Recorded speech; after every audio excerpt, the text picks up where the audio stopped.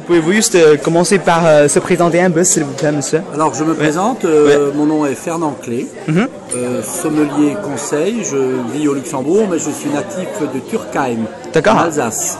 Ah. Mes parents étaient vignerons, j'étais élevé, je dirais, dans la vigne, dans une maison alsacienne où les odeurs et les parfums ressemblaient étrangement pendant les vendanges à celle du raisin. Oh, super! Du raisin, voilà, donc on est resté nature, pure et très humble.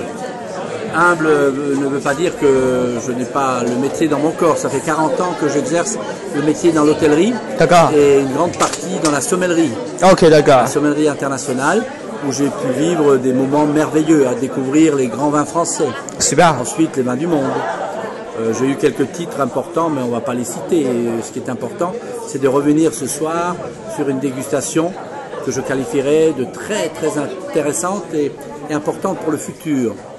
Si j'ai 40 ans d'expérience, c'est aussi parce que en 40 ans, on a connu il y a 40 ans le même problème que vous avez aujourd'hui dans votre région, la Chine. Ne croyez pas que les grands vins français aujourd'hui ont leur place comme ils l'ont toujours eu, grâce au microclimat, grâce au terroir, grâce à la vinification. Mais quand on voit aujourd'hui les vins qu'on a dégustés, je dois avouer que j'étais agréablement surpris par les vins blancs. Par les vins blancs avant tout, les vins rouges sur les Cabernet Sauvignon et les Merlots.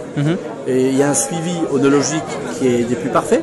Les terroirs et le microclimat ne donnent peut-être pas toujours ces grands résultats, mais dans ma cotation et dans mes notes que j'ai pu desservir, j'ai remarqué qu'il y a des vins fort intéressants.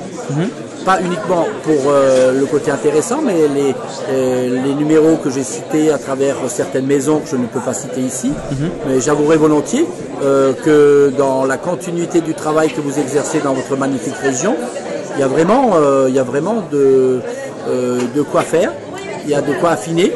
Et il suffit sur la dégustation que nous avons ici aujourd'hui, surtout pour ma part et les amis qui m'ont entouré en tant que dégustateur, j'aurai certainement une conférence à faire, entouré d'onologues, d'hommes d'affaires importants qui investissent peut-être dans le vin, mais vous avez autant de chances que nous avions eu il y a 40 ans en arrière en Europe. Ah oui. Vous voyez ce que je veux dire?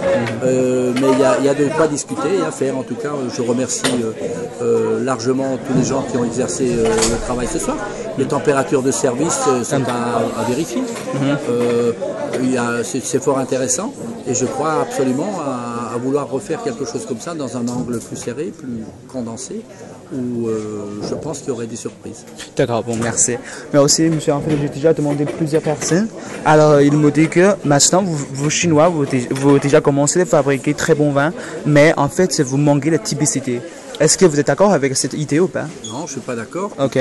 La typicité, c'est quoi? La typicité, c'est, je dirais, c'est d'abord une grappe de raisin, c'est un cépage. Le cépage, si c'est des gamay, vous n'avez pas de gamay, mais vous avez du Cabernet Sauvignon, vous avez des Merlots, vous avez des Chardonnays, vous avez des Sauvignons.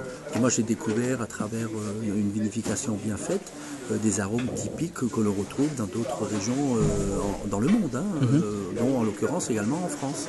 Donc je dis bien qu'il faut retravailler certaines méthodes de vinification, la hauteur des vignes, la taille. On ne peut pas produire dans les 10 premières années des vins qui sont équivaux à des grands vins issus du terroir français.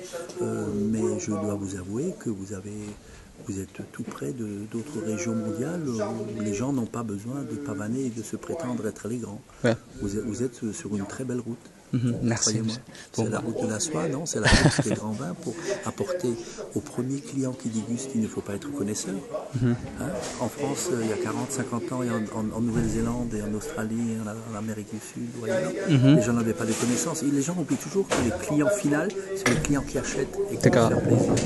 Ok, bon, voilà, merci monsieur, c'est très gentil.